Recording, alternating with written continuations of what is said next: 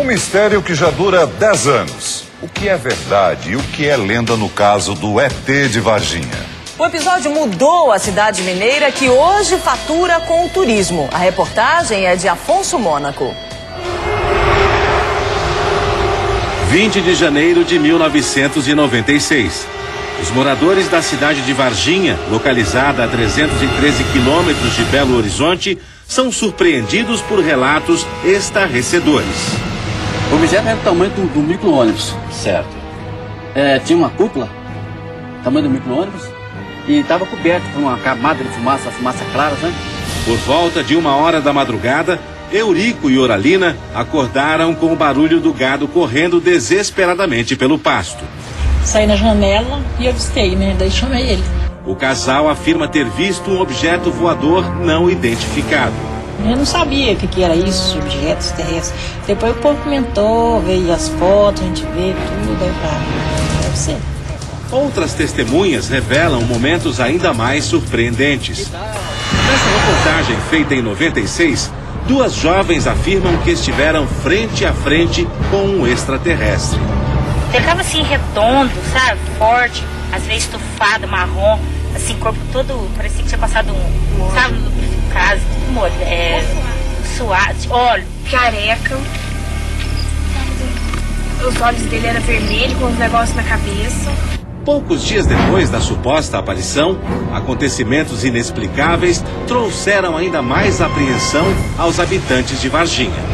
Um dos fatos mais misteriosos envolvendo a passagem dos ETs na cidade de Varginha aconteceu aqui no zoológico da cidade, exatamente neste local. Verdade ou mentira?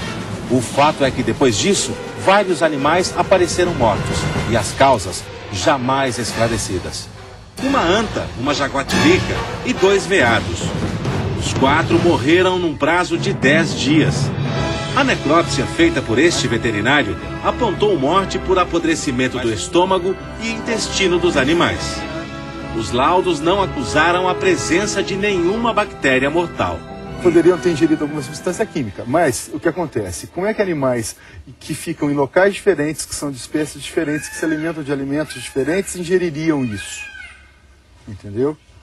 Isso leva à suspeita. Isso leva a uma suspeita de que alguma coisa diferente aconteceu. Outro caso de morte sem explicação foi o do policial militar Marcos Xerezi, de 23 anos. Ele foi internado em março de 96 num dos hospitais da cidade. Queixando-se de fortes dores nas costas, morreu 4 dias depois de infecção generalizada. O pai dele, até hoje, não se conforma com a morte repentina do filho. Eu sou um homem hoje que vegeta. A história do extraterrestre pode ter simplesmente escondido um erro médico, é isso que o senhor está dizendo? Olha, tudo eu acredito assim, que seja segurança nacional. Marcos Xerezi fazia parte do serviço reservado da PM Mineira, o P2. Ele disse que estava numa missão especial da polícia, portanto que não era para comentar sobre o caso, porque esse caso iria dar muito pano pelas mangas. Quer dizer, isso iria dar muito o que falar futuramente. Segundo a irmã, a missão era relacionada à chegada de extraterrestres, fato já esperado pelas autoridades. Eles sabiam antes dessa invasão. Quanto tempo antes? 9 dias antes. Dia 11 eles já sabiam que ia invadir o espaço aéreo brasileiro um objeto não identificado. Queria cair na região de Minas Gerais, só que não sabia o local exato onde iria cair. Jamais a Polícia Militar estaria trabalhando em investigação de algo que ainda iria acontecer.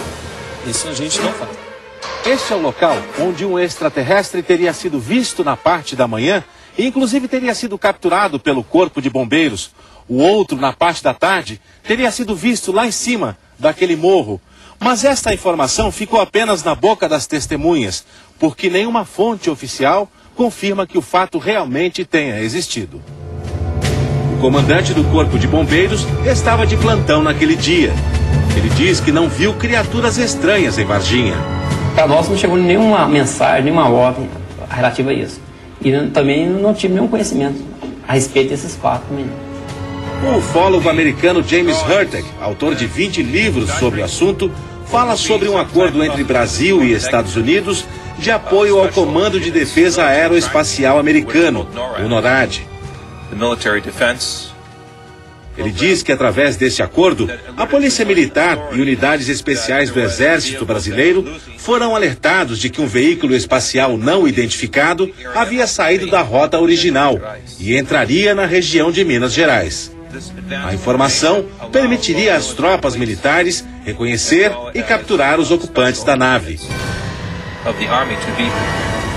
Para o ufólogo brasileiro Marco Antônio Petit, há fortes indícios de que as criaturas foram realmente capturadas. Nós tivemos vários militares do Exército, da Polícia Militar e também do Corpo de Bombeiros que resolveram colaborar com as investigações civis, e, inclusive se permitindo gravar em vídeo. Esses militares dessas três forças que eu citei, no caso o Exército, Polícia Militar e Bombeiros, garantem realmente que houve um acidente, aparentemente com uma nave de origem externa ao planeta, que duas criaturas realmente foram recolhidas e que essas criaturas depois foram levadas até a cidade de Campinas num outro comboio militar do Exército, sendo que uma dessas já saiu morta da cidade de Varginha.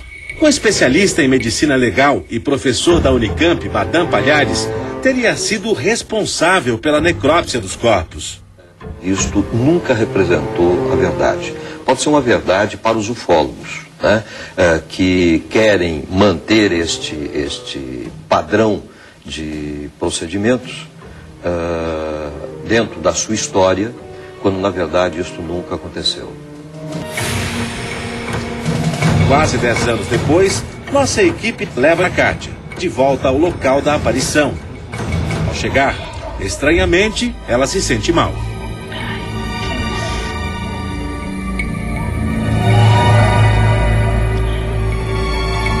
Depois, Kátia relembra a experiência que marcou para sempre a vida dela. Aí a gente estava passando nesse trio, né? E avistamos uma coisa horrível, né?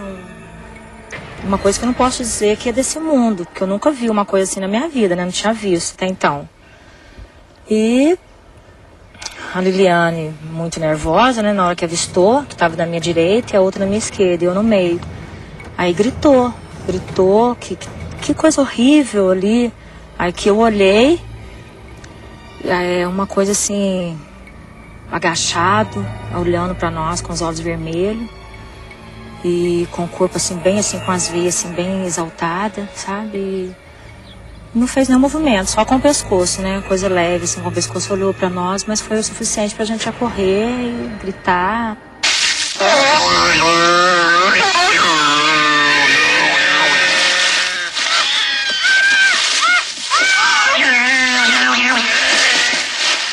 Cenas parecidas podem ser vistas nas telas do cinema e da TV. Um exemplo é o filme ET, o Extraterrestre. Não sou alto, não sou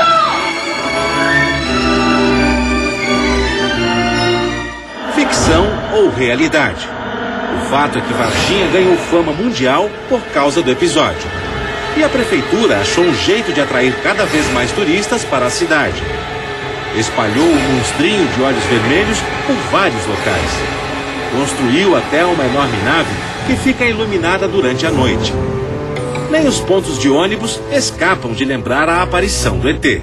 Isso aí é um grande merchandise, né, para atrair turista para a cidade. A cidade ficou conhecida, né, até mundialmente. Realmente, Varginha cresceu com esse episódio. A verdade é que até hoje, o caso de Varginha é objeto de análise de especialistas no mundo inteiro. Os ufólogos garantem que não se trata de uma simples coincidência. Ao contrário, será sempre um marco da realidade da presença de extraterrestres no nosso planeta. Eu não acredito e não desacredito, entendeu? Acredito. Não, acredito que existe vidas em outros planetas, não sei se é ET. Não acredito em ET. Acredito. Piamente.